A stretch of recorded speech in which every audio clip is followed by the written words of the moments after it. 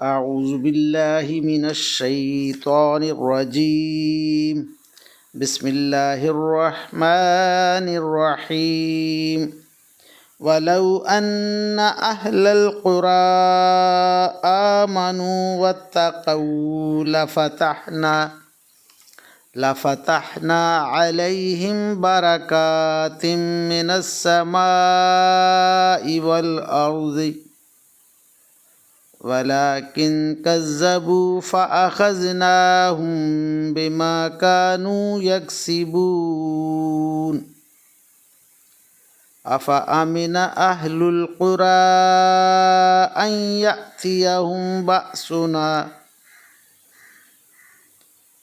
يأتيهم بأسنا بياتا وهم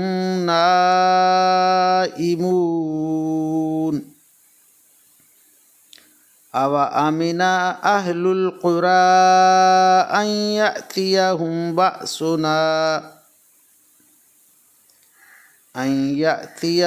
بَأْسُنَا ضُحًى وَهُمْ يَلْعَبُونَ أَفَأَمِنُوا مَكْرَ اللَّهِ فلا يأمن مكر الله إلا القوم الخاسرون آمنت بالله صدق الله مولانا العظيم وصدق رسوله النبي الكريم ونحن على ذلك من الشاهدين والشاكرين والحمد للہ رب العالمین۔ ابھی آپ کے سامنے سورہ الاعراف کی آیت نمبر 96 تا 99 کی تلاوت کی گئی۔ انشاءاللہ کچھ ہی دیر بعد عزت مآب راؤ شاہ نواز صاحب انہی آیات کا ترجمہ، تشریح اور تفسیر بیان فرمائیں گے۔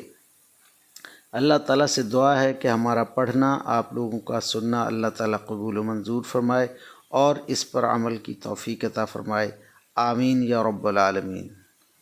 اعوذ باللہ من الشیطان الرجیم، بسم اللہ الرحمن الرحیم۔ ملتان سے شاہ نواز تمام دوستوں کو السلام علیکم ورحمۃ اللہ وبرکاتہ۔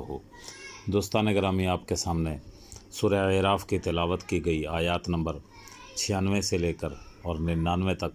اب انہی آیات کریمہ کی آسان تشریح ترجمہ مفتی تقی عثمانی کا لکھا ہوا اور تفسیر ابن کثیر سے حاضر خدمت ہے۔ اللہ تعالیٰ قرآن پاک میں ارشاد فرما رہا ہے، اور اگر یہ بستیوں والے ایمان لے آتے اور تقوی اختیار کر لیتے تو ان پر سے آسمان اور زمین دونوں طرف سے برکتوں کے دروازے کھول دیے جاتے، لیکن انہوں نے حق کو جھٹلایا، اس لیے ان کی مسلسل بدعملی کی پاداش میں ہم نے ان کو پکڑ میں لے لیا۔ اب بتاؤ کہ دوسری بستیوں کے لوگ اس بات سے بالکل بے خوف ہو گئے کہ رات ہمارے عذاب ان پر ایسے وقت میں آن پڑے جب وہ سوئے ہوئے ہوں۔ اللہ اکبر! کیا ان بستیوں کے لوگوں کو اس بات کا بھی کوئی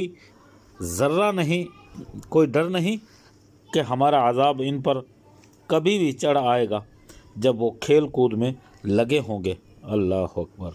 بھلا یہ لوگ اللہ تعالیٰ کی دی ہوئی ڈھیل کے انجام سے بے فکر ہو چکے ہیں؟ اگر ایسا ہے تو یہ یاد رکھیں کہ اللہ تعالیٰ کی دی ہوئی ڈھیل سے وہی لوگ بے فکر ہو بیٹھتے ہیں جو آخرکار نقصان اٹھانے والے ہوتے ہیں۔ اللہ اکبر! اب ان آیات کریمہ کی آسان تشریح۔ ان لوگوں کی بدحالی کے بعد خوشحالی کی نعمت بھی عطا کی جاتی ہے تاکہ وہ شکر گزار بن سکیں۔ حالات کی اس تبدیلی سے بعض لوگ بے شک سبق لے لیتے ہیں اور بعض راہ راست پر آ جاتے ہیں، لیکن کچھ ضدی طبیعت کے لوگ ان باتوں سے کوئی سبق نہیں لیتے اور یہ کہتے ہیں کہ دکھ سکھ اور سرد گرم حالات کے بعد آتے رہتے ہیں جو ہمارے باپ دادا کے پاس بھی پیش آ چکے ہیں۔ انہیں خواہ مخواہ اللہ تعالیٰ کی طرف سے کوئی اشارہ قرار دینے کی کیا ضرورت ہے؟ اس طرح جب ان لوگوں پر ہر طرح کی حجت تمام ہو چکی تو پھر اللہ تعالیٰ کی طرف سے عذاب آ جاتا ہے اور اس طرح پکڑ لیتا ہے کہ ان سے پہلے سے اندازہ بھی نہیں ہوتا۔ اللہ اکبر! ان واقعات کے حوالے سے اب کفار مکہ کو متوجہ کیا جا رہا ہے کہ اللہ تعالیٰ کے غضب سے کسی کو بھی بے فکر نہیں ہونا چاہیے، اور یہ بات صرف کفار مکہ ہی نہیں بلکہ ہر وہ شخص جو کسی گناہ، بدعملی یا ظلم میں مشغول ہو اسے بھی ان آیات کریمہ کا ہمیشہ ध्यान रखना चाहिए। अल्लाह अकबर।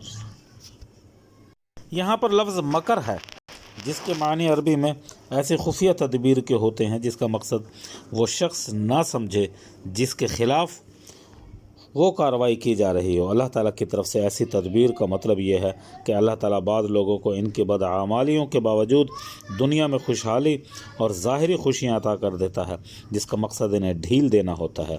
फिर जब ये लोग अपनी बदआमली में बढ़ते चले जाते हैं तो इनको एकदम पकड़ लिया जाता है। लिहाजा ऐश और इशत के आलम में भी इंसान को अपने आमाल से गाफिल नहीं होना चाहिए, बल्कि अपनी इस्लाह की फ़िक्र में लगे रहना चाहिए और ख़तरा हमेशा पेश नज़र रखना चाहिए कि अगर हम राह रात से भटके तो ये अल्लाह ताला की तरफ से ढील भी हो सकती है। अल्लाह ताला हम सबको इससे अपनी पनाह में रखे, आमीन या रब्बुल आलमीन। अब इन आयात करीमा की तफसीर इब्न कसीर से, यानी आयत नंबर 96 से लेकर 99 तक सूरह एराफ।